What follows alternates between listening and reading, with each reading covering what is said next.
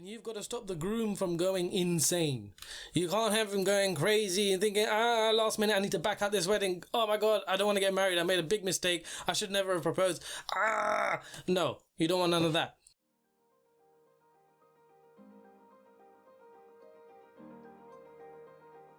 What's up, YouTube? Hello, humans. Welcome back. Thank you so much for joining me on this video. I had a lot of good feedback on the first video, the first upload that I did. I was a bit nervous getting that one out, but it's been really good. I had a lot of comments, a lot of good feedback from that one. So here I am. I'm doing another one. Another one of my rants. So sorry in advance, but it's going to be a good one. And there's probably two reasons why you've come here. Either you like my first video and you want to see more, or you've clicked onto something which is a pressing topic for a lot of people, a lot of men, I'd say, out there. Probably you could translate this topic to women as well, but it's mainly the guy side of things. So this is for you dudes out there, this is for you guys. The reason why I wanted to talk about this was because I've had a lot of experience in this field, in fact. Best man, yeah. Look, it's it's a really tough position to fulfill. It's great. It's a great honor. You know, you know that you are the best man to your friend or to your brother or to your cousin. But ultimately, it's scary. It is scary, and there's a lot of things that you need to fulfill during that time that you are a best man. And I guess I've got some experience in this because I've been a best man for one of my cousins. I've been a best man for one of my mates. I'm yet to be another best man for my best mate. So that's all coming up pretty soon, as long as this whole sort of pandemic situation, lockdown and all of that doesn't cause too much of an issue. And just to dive off to a tangent for a second there, just want to say again, I'm doing this another upload during lockdown times. I'm sitting at home in my bedroom, nothing to do, and I cannot thank the NHS and probably even other health services around the world. Thank you so much for everything that you are doing to keep our people alive and well. And you know, you guys are the real heroes. And not forgetting everybody else who's still working, you know, the people who are in our food industry, the people who are still delivering all our parcels. You've still got quite a lot of essential services out there which are still working hard. And you know, I hope you guys all stay safe and are well, and again, that we come out the better side of this situation. So thank you so much for your hard work and effort. But there's a lot of questions about how you can fulfill this role the best. What do I do? The do's and don'ts. And I'm here to just sort of break it down and give you the best man, best practice. That's how I want to sort of phrase it. There's no sort of do's or don'ts, but there's things that you should do. There's things that can make it easier. There's things that can make your life and the groom's life, and as well as the bride and her bridesmaids' life easier. So the point of this is just to break that down for you guys. And again, it's not going to be a huge long video. I'm just going to quickly zap through everything, and hopefully you'll get a better idea and know exactly what to do as a best man. So here we go. Number one, get involved with the groom's family and the bride's family and all of their sort of close friend circle and family circle quite soon. And if you haven't already, if you're already part of their family and friend circle, great, that's a sort of head start. But if you've been that type of friend that's always been there in the background, never really got involved with their family or anything like that, you're just the guy's best mate or whatever it is, try and jump into their family circle, whatever they're planning, their little family do's or whatever, try and get it there, because that will make the entire process, the whole wedding and everything for you a lot better. You'll be able to sort of communicate with everyone, gel everyone together. That's your job as a best man at the end of the day. You've been selected to be the glue that holds that sort of wedding together, as well as the bridesmaids and other close family members, but best man's got a key role. So yeah, try and get involved with their family and friends quite soon and earlier on. If they're having sort of functions and stuff like that, try and go to them, learn a little bit more about their friends' family, and you might even get a little bit of history about the groom that you never knew about. So that will come in handy a lot later. So that would be my first thing. I think that really helps with trying to gel everything together, and then it, I guess, ultimately will help you sort of maybe put a better speech together. It will help you sort of understand what the do's and don'ts of their family. You know, they might have specific rules, they might have culture differences and clashes that you need to be aware of. So definitely that's number one, get involved with their family and friends and the inner circle early on, if you haven't already. Number two, you need to be planning this well in advance, and this is probably the most important role as a best man after the whole speech thing. But get the stag booked early and hype it. And what I mean by hype it is get all of the lads involved, get all of the guys involved, get everyone hyping up the stag. And of course the groom can know a little bit about it, but not too much. Again, it's all about a surprise element. You want to be making sure that you don't reveal too much. You want to kind of keep the groom guessing, but get all of the rest of the guys hyped up about it. So when you're booking the stag, book it early, get the flights, get the accommodation, get the activities, get the beer, bike, strippers, whatever it is that you're gonna have, get that done, sorted early, so everybody's hyped, excited, ready for it. There's nothing worse than planning a last minute stag which ends up being rubbish, and there's people that don't enjoy it, and you've invited people that don't need to be there or that the groom didn't want there. So yeah, definitely number two, make sure that you get that stag booked and hype it up. Right, number three, groomsmen and bridesmaids. Very important part of the whole wedding situation.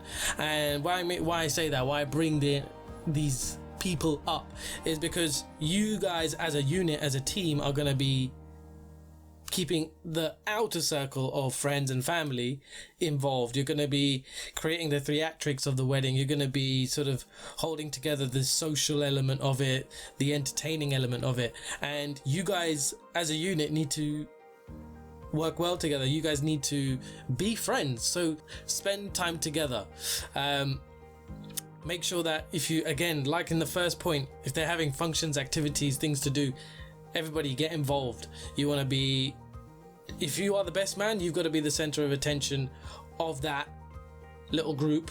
Of course, putting the groom and the bride in there as well, they are definitely the center of attention, but you do, as well as the bridesmaid, do definitely need to keep everyone in a tight-knit circle, and that will massively improve the enjoyment that people have during the wedding, during the reception, or any other sort of subcategory events that you have as part of your wedding. Don't know which culture you are, but there's probably other things that you do.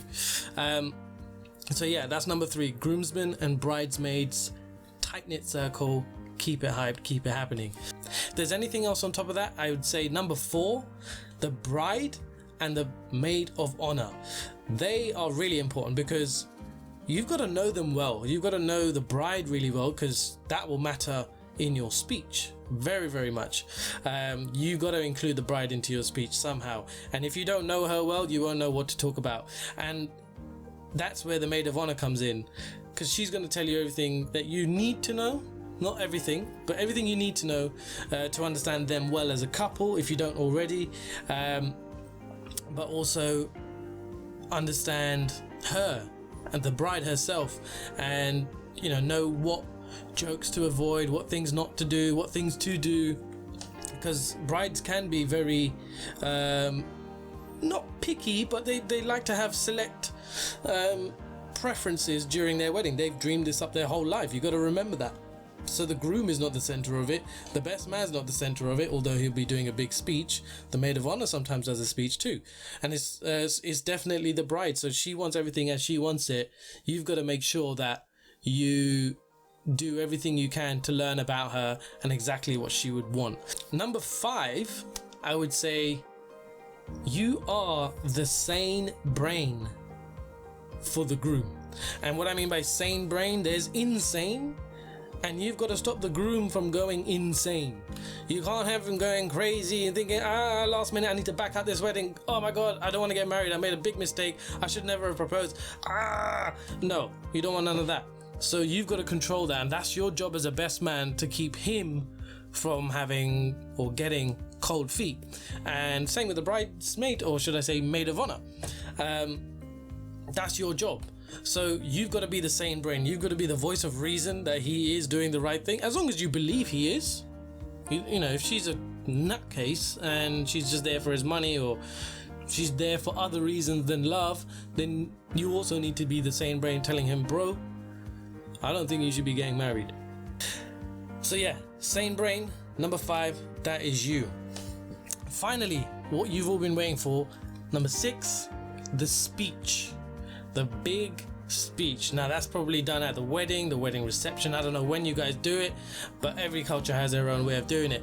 The speech is the number 1 Achilles heel of every best man, and a lot of people are afraid of doing speeches, public speaking, you know, presenting stuff like that, and that's understandable. There's probably a majority of people who are more afraid than there aren't. So my sort of top tips for a speech, and this is the reason why I left it last, is because all of the preceding steps that I've just told you will help you structure a better speech.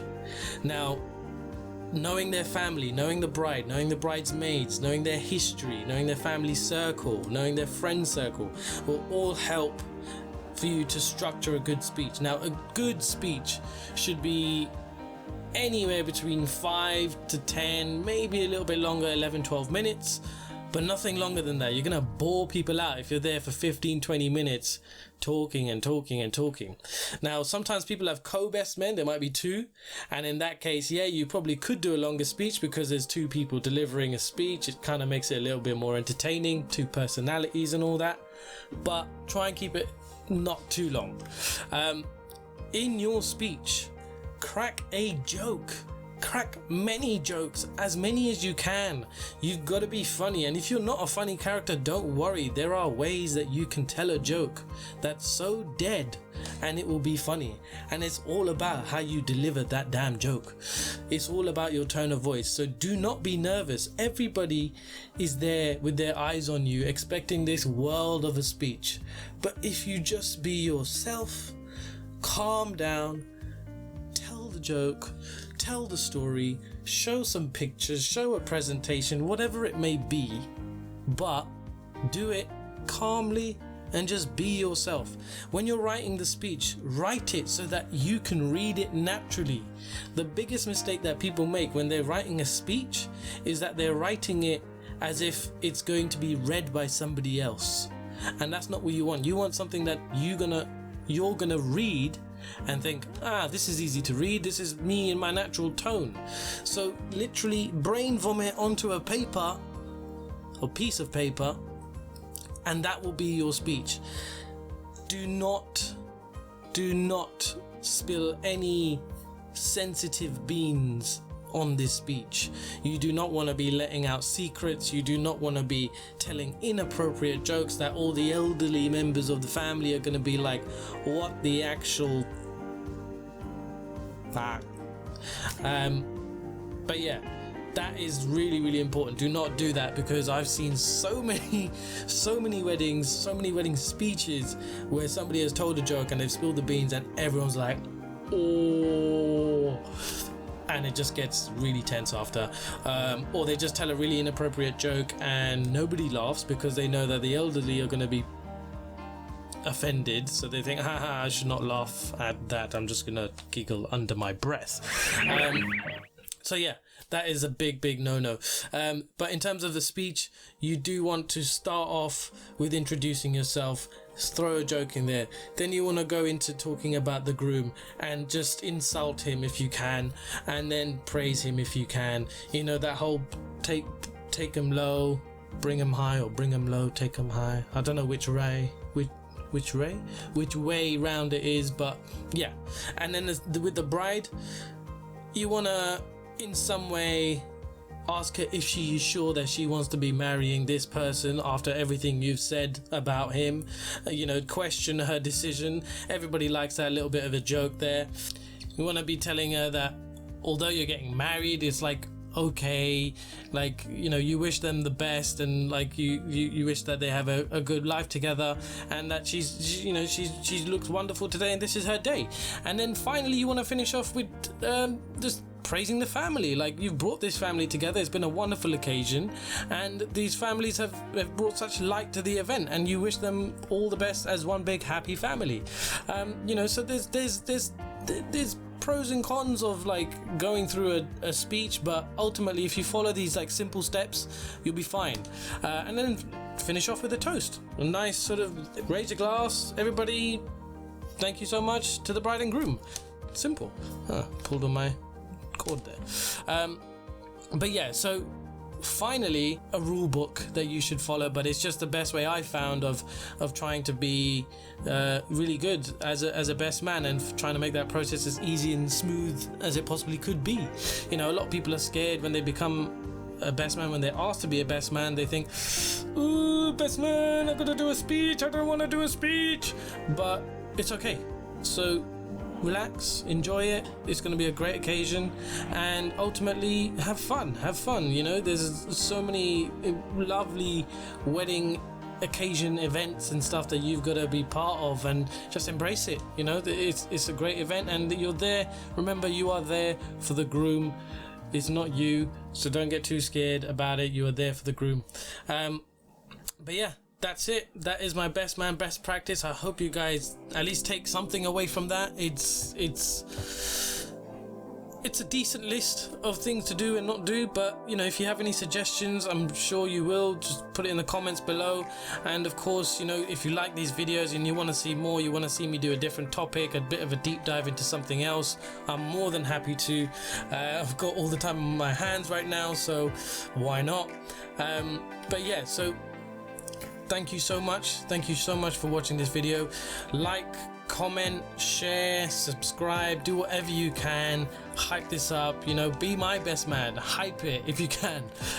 We would really appreciate that, and I'll definitely see you on the next one, whatever it is, whenever it is. Take care, peace.